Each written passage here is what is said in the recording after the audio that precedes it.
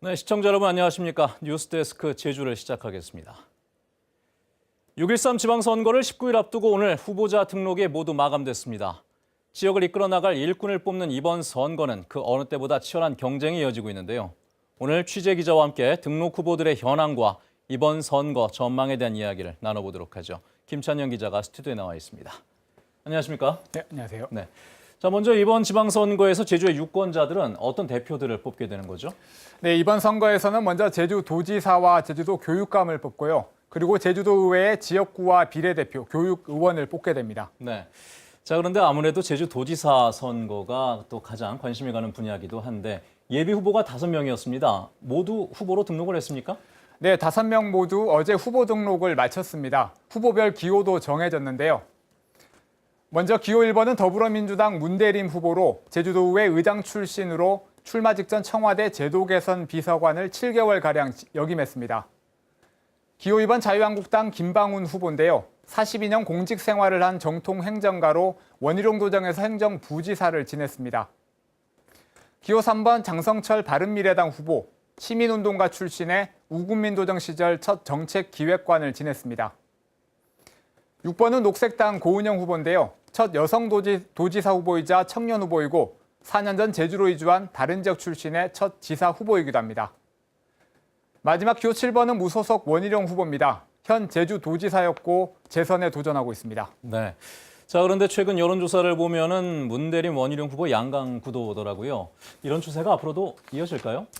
네, 그럴 것 같습니다. 지지율 격차가 30%포인트 정도 벌어졌기 때문에 이 양강 구도가 쉽게 깨지기는 어려워 보입니다.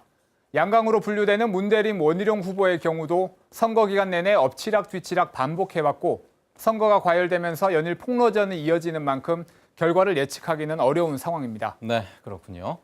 자, 도지사 선거도 물론 중요하겠지만 교육 정책을 이끌어 나갈 교육감 선거도 중요하지 않겠습니까?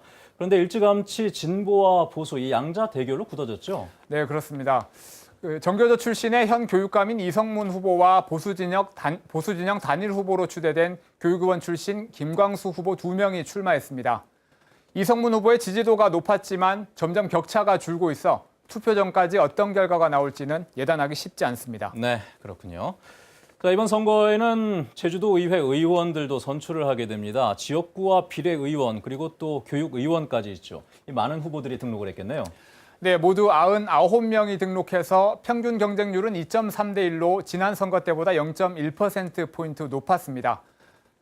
정당별로는 더불어민주당이 37명, 자유한국당 19명, 바른미래당 5명, 무소속 20명 등입니다. 그리고 여성 후보자도 23명으로 지난 선거 때보다 조금 늘었습니다. 네, 그런데 일부 지역구에서는 단독 출마한 경우도 있다고 들었습니다. 그런 곳들은 당선이 사실상 확정이 된 건가요?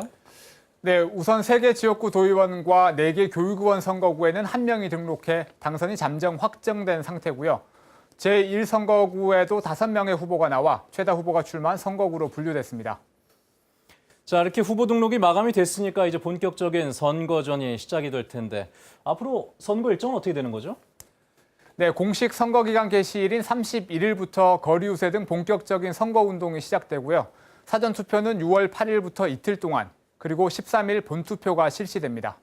네, 잘 들었습니다. 지금까지 김찬영 기자였습니다. 수고 많으셨습니다.